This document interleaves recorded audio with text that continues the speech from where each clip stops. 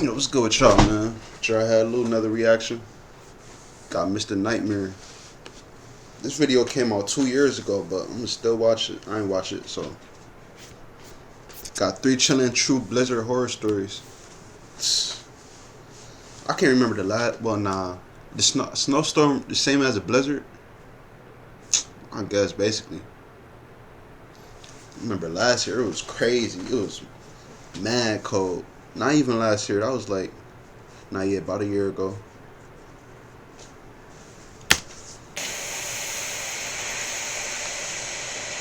It's crazy too. That was the day.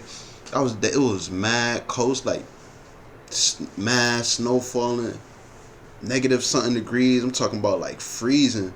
And then that was the day my brother had got stuck at his car got stuck in front of a corner store. I'm like, he want to get stuck on this day. It's all cold.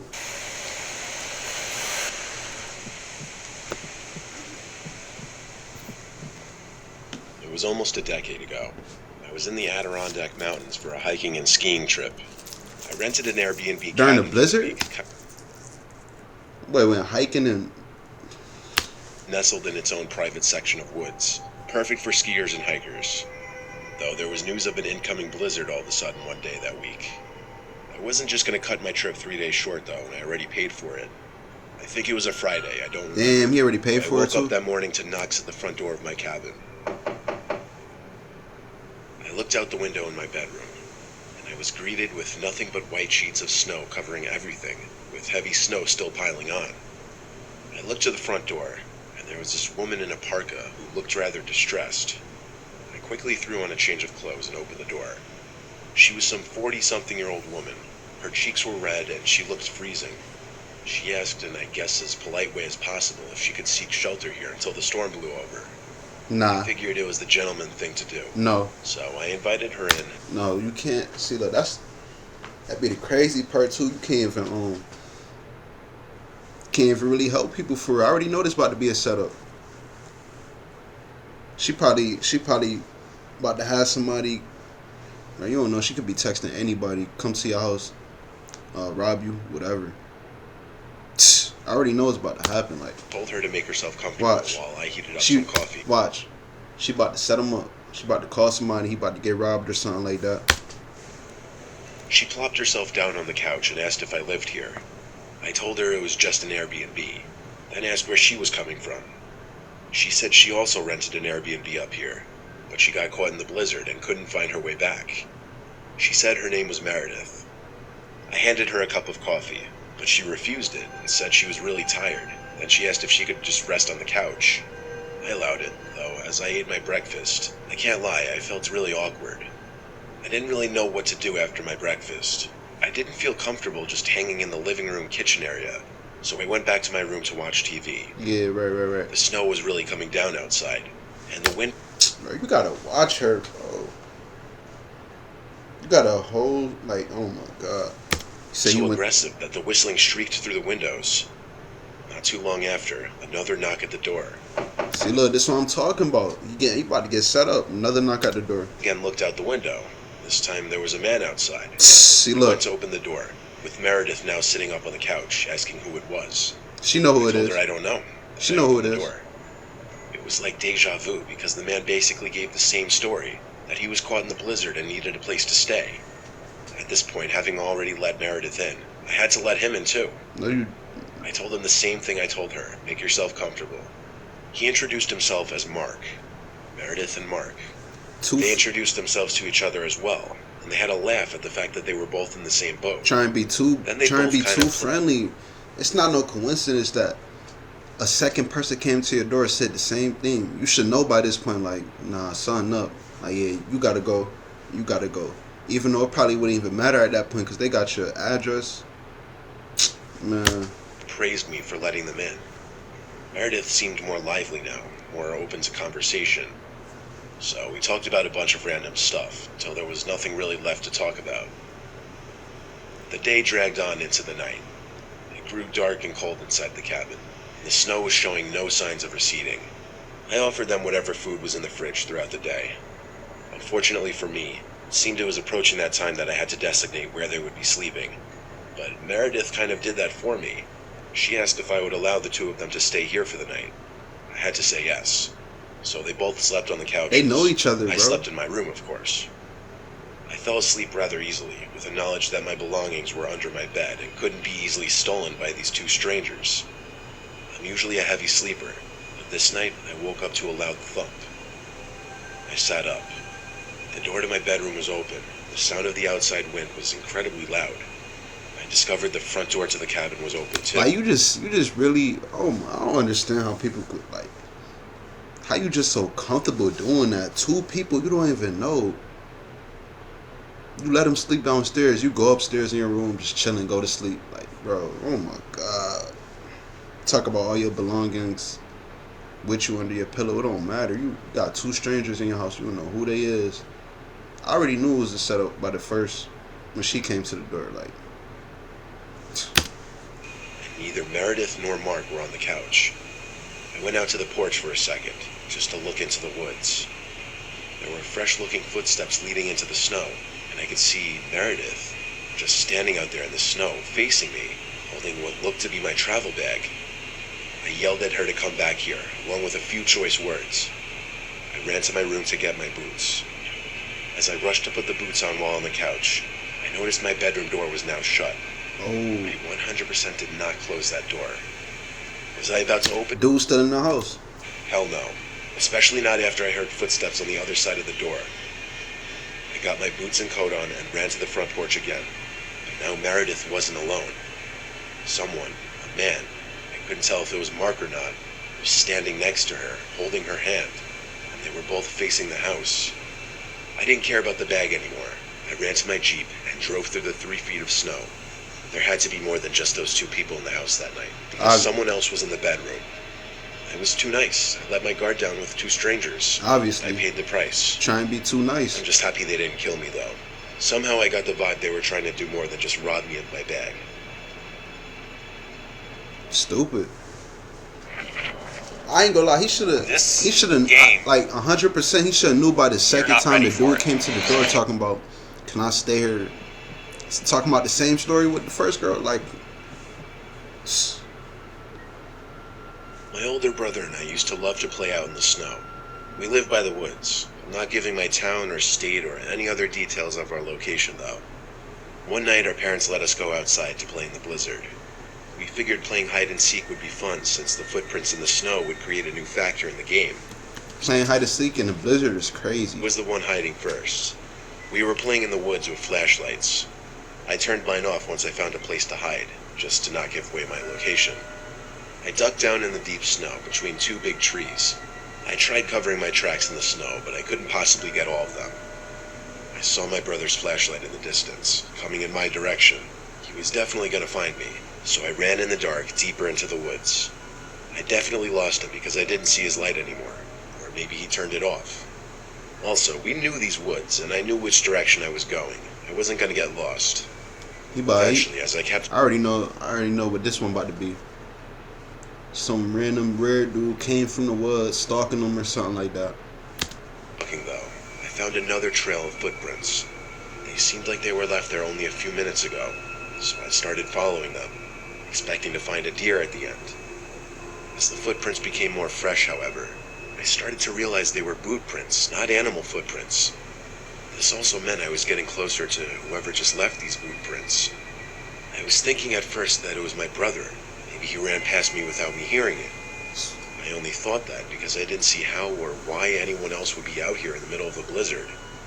With my light still on, I noticed something black sticking out of this big pile of snow, which seemed to sit right next to the boot marks. I stopped and examined it, and brushed some of the snow off the object. I brushed enough snow off to realize it was a big black garbage bag. This didn't look good. I already smelled something foul in there. Garbage? That's what I was hoping for. I tried to find the opening of the bag, and eventually just gave up and tore the bag open with my nails. I gagged the instant I saw what was inside. What? A decomposing human body. Wow. Told you, somebody else out there. When I say gagged, I'm talking coughing loudly and uncontrollably in shock and disgust, and I think that gave away my position to my brother. because pretty soon his light started shining on me. I turned to him, his light in my face, and made a hand motion signaling for him to run and go home. Rightfully so, he was confused and kept approaching me, so I ran to him and told him to turn off his flashlight. I pointed at the bag and whispered what was inside. He didn't believe me, even after I begged him to just go home with me. He went to the bag to see for himself. You goofy. He telling you it's a dead body. You talking about you about to go back and look. Alright, go ahead. I ain't going with you either. Word. Tried to tell you. You gonna act stupid. When he saw I wasn't lying, he put his hand over his mouth. As the older brother, he started guiding me and nudging me back to the house, trying not to make a sound. Though, as we moved, we kept looking back, thinking we heard footsteps in the snow behind us. We moved faster every time. Why you not? He had to keep the flashlight on, otherwise it would be pitch black. Then, I think at the same time, we both looked back after hearing a footstep again, and saw about 50 feet away or so, there was someone standing there, right in the light of my brother's flashlight, watching.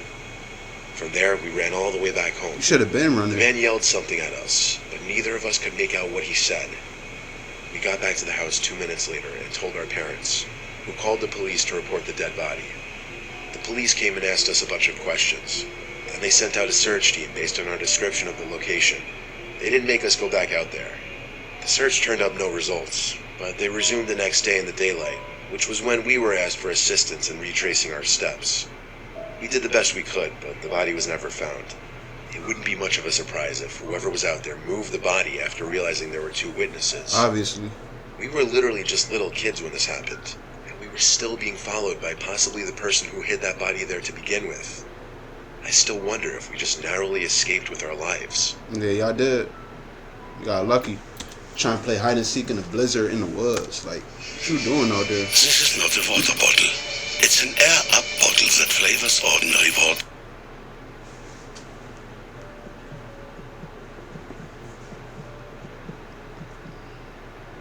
It started on the night of the first snowstorm of the year. I was off the next day for work, so I was just relaxing in my bed watching a movie, drinking hot cocoa. Right. All of a sudden, something hit my window that nearly gave me a heart attack.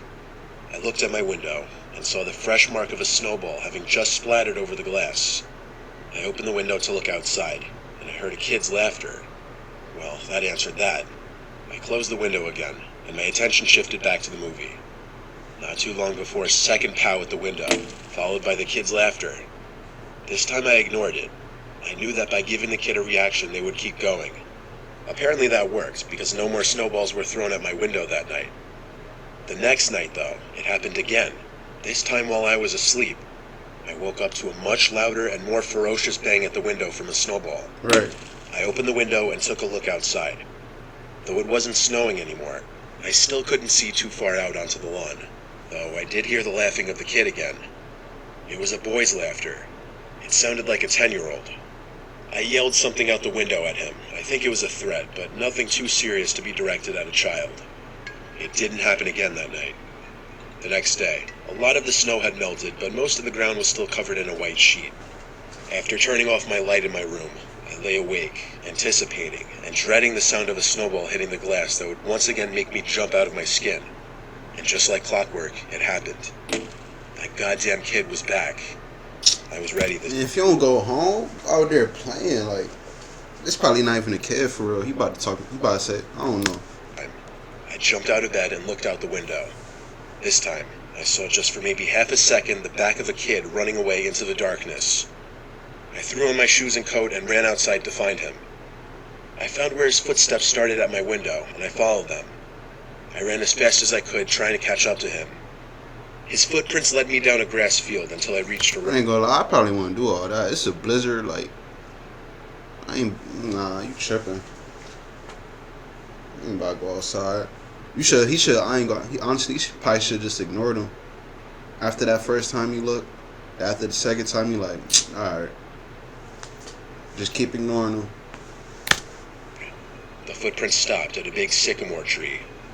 Wrapped around it were 2 white bands of flowers. There was also a wooden cross planted in front of the tree. It was a memorial for a fatal car crash here. I double and then triple checked to see if the footsteps went any other direction, but they mysteriously stopped right there. I walked back home and went to bed, a bit disturbed. The next day I did some research and inquired with some locals, and I found out a mother and her son died in a car crash running into that tree. When I learned this, I got goosebumps, but I didn't want to find out how old the son was. I couldn't bring myself to do it. God forbid the son was around 10 years old. I'd forever be haunted by this, even more so than I already am. Wait, The next night, I thought I heard a child's laughter outside my window, but it may have just been my imagination running wild. I had to take sleeping pills for a whole month, just so that I wouldn't be awake terrified all night. wait. I'm confused. What? So, you said a mother and a son died during a car crash. So who was the one throwing snowballs at the window and who was the one laughing? That's creepy. Hold up. Let me go back. Walked back, just went any other direction, but they mysteriously stopped right there. I walked back home and went to bed, a bit disturbed. The next day I did some research and inquired with some locals, and I found out a mother and her son died in a car crash running into that tree. When I learned this, I got goosebumps, but I didn't want to find out how old the son was.